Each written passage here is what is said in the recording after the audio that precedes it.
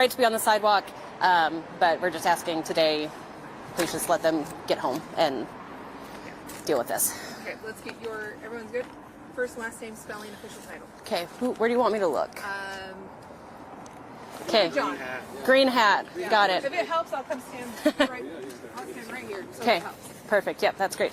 Okay, go ahead and give us your first, last name, spelling, title. Yep, Andrea Stringham, ANDREASTRINGHAM, Granite School District spokesperson. Andrea, first, just to start off, this has been a really tough day for everyone here at the school. Yeah, it has been. So we can confirm that the student that was hit and killed this morning was a student of Kearns Junior High School. I do have a little statement that I'm just going to read to you guys, and then we can answer some questions after that. We are not going to be commenting on the investigation right now. We're not going to be talking about any sort of cause. We're deferring all of those questions to Unified Police Department. This community is heartbroken. Kearns Junior High is an incredibly close-knit community, and this tragedy has been far-reaching.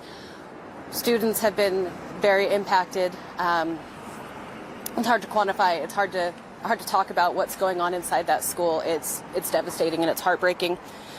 Our district crisis response team has been in the school providing initial support to staff and to students.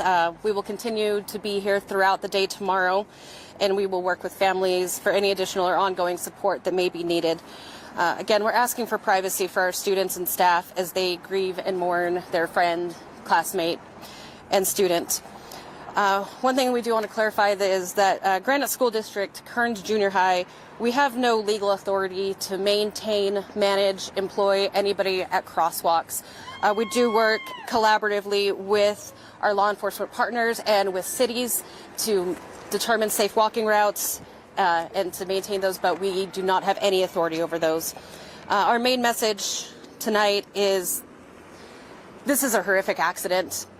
This is impacting every student in there, every teacher in there. Kearns is already a very close-knit community. Kearns Junior High is extremely close as well. Students, please just take a beat before you cross the street. Look both ways. Drivers, especially before and after school, please be very cognizant of the surroundings around you. Please be mindful of the students. So that's all we had for that. So willing to try and answer any additional questions. What can you tell us about this student? We'd like to know who he is and just put more of a name to who he is and anything you can share about him. Yeah, the family has requested some privacy, so we're not going to be sharing a lot of details about that. I can't tell you from being inside the school, this student was very loved. There are a lot of very upset students, a lot of upset teachers. This is going to have a really big impact on them going forward. Have there been accidents in this sidewalk or this crosswalk before? I don't have that information.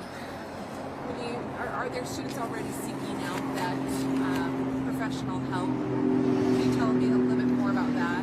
Yeah, so our crisis response team has been here at the school all day. When students were notified, they were given the option that if they would like additional support or if they just needed some time to breathe, they could step out of the classroom. We had a couple areas around the school where they could go get some support, get some help, just mindfulness techniques, breathing, just anything that we could do to try and help them before they went home. So we did have several students take part in that. A lot of students chose to go home for the day. How else does the district offer support to families at this time? You will have a lot of students who are going to need that continued support in the days and even weeks ahead. Yeah, and unfortunately that's not something that the school district can offer. We're just here for the initial support. So we will work one-on-one with families if we determine students need greater resources, ongoing counseling. We will refer them out, but we will still work with them to try and help them the best we can. When they're in school, we're going to try and help them as best we can. What does that conversation look like, though, moving forward in terms of safety? So we do have a student that is hit and killed right in front of the school. We don't have a person manned there, and we know that's a city issue, right? But what does that conversation look like from the district side of things? Yeah, it's just talking with our agency partners, seeing what we could do. Mostly just education with the students and with the drivers of just please be careful, please watch where you're going. It's a very simple message. Sometimes it's hard to go by, especially in the morning. parents are running late, students are running late, you think, oh, it won't be a big deal, I'll just, hurry and dart across this road. I'm not saying that's what happened, but everyone's in a hurry in the morning. So we're just asking everyone, please just calm down, take a beat, think about where you're going, what you're doing. We want all of our kids to come home safely. We want all of our kids to get to school safely. And so that takes a village. It's not something that just the school district can do, that not just Unified Police can do. Everybody has to be on board with this. Will you have additional crossing guards, or will the city be putting in additional crossing guards after this incident? That's the city for the question. We don't have the legal authority to staff or manage crosswalks, so that's ultimately a city decision. Is this you notice the crossing guard over there? Are they usually here?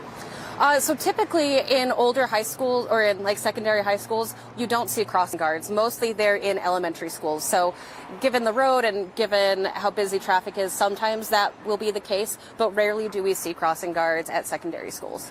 And how is it a really high traffic area over on that street at the spot where they did cross the street? Is that typically, mornings, afternoons where everybody's kind of congregating?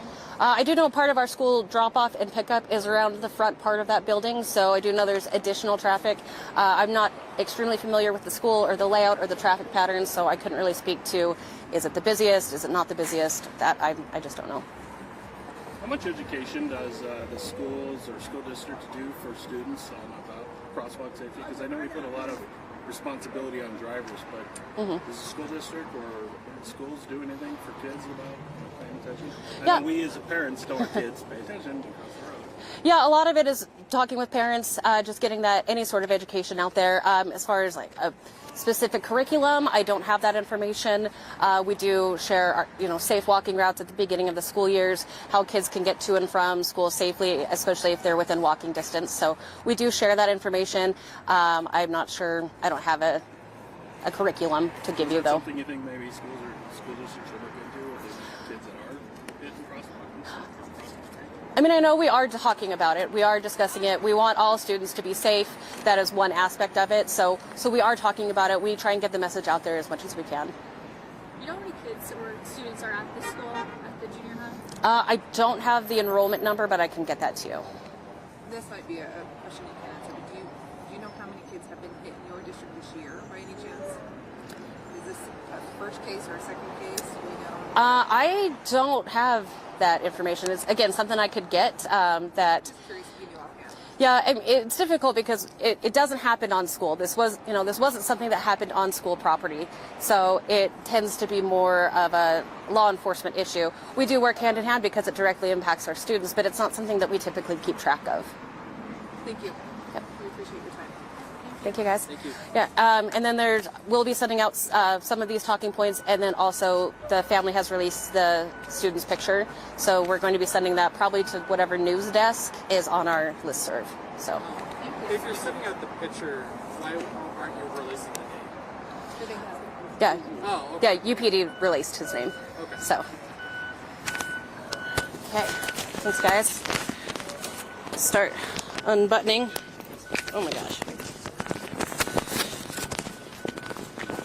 This one I may